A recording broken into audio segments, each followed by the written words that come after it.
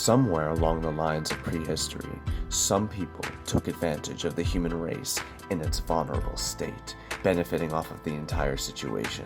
Humanity's divergence from our primitive state was reflected in our ability to construct cultures, societies, and civilizations.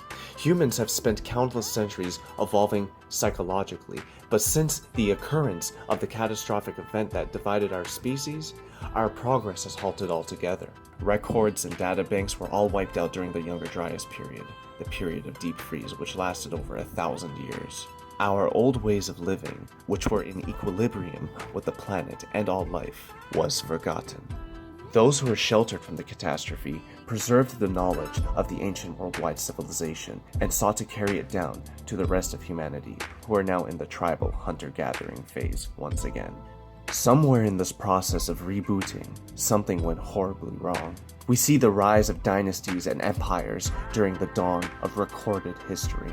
A complete shift from the type of society that once existed before. The earliest king in recorded history was Sargon of Akkad in Mesopotamia. The rest of recorded history plays out from there with these kings and emperors ruling the masses. How did this occur? The most logical explanation given the circumstances would be that the teachings passed down by the survivors became regarded as sacred knowledge. Some people around the world decided to use this knowledge to rule over their people. It seems that the divergence from our natural path of evolution has allowed the conditions for greed and selfishness to take hold once again in our human behavior. Those who held true to the teachings of the old ones were exploited and conquered, such as the inheritors of ancient Egypt. The betrayal of mankind was committed by those who pursued their own selfish gains.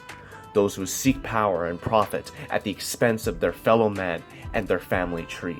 Those who created these royal lineages that ruled over the masses, royal bloodlines, which manifested into specific kingdoms. Thousands of years of war, expansion, and bloodshed led to the formation of the many empires of history. The Akkadian Empire, dynastic China, Rome, dynastic Old Kingdom Egypt, Sumer, Babylon, and so on.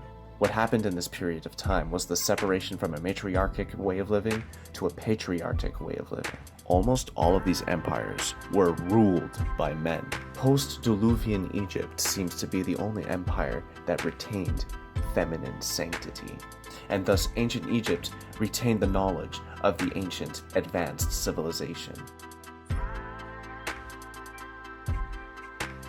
Egypt was once again a center of knowledge, a university for the world, but not for long, as Egypt would be invaded, pillaged, and conquered.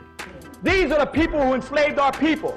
These people set up in an area of Kemet and lower Kemet called Avaris, took over and were enslaving the Africans for over 200 years until Second Enrei Tao of the 17th dynasty, and it is he who waged war on the battlefield, and his life was lost on the battlefield, and it was his son, Thutmose, who continued the battle until his son, Thutmose, who opened up the 18th dynasty. This is a real person, brothers and sisters, who said never again. He was the liberator, the emancipator, who kicked these Hyksos out of our land. This is the real historical account that we've got to start teaching our people, brothers and sisters. Ursama At Rasa Tepen Rala Mesumori Amen, a little practice you can say it too. He also had to fight some people called the Hittites. See, we're constantly at war with these people coming from the north, brothers and sisters. The stories of the modern-day religions all stem from the plagiarism of African religions. What makes somebody who just put it on some paper versus that which is carved in stone? I will explore the details of this plagiarism in the next episode.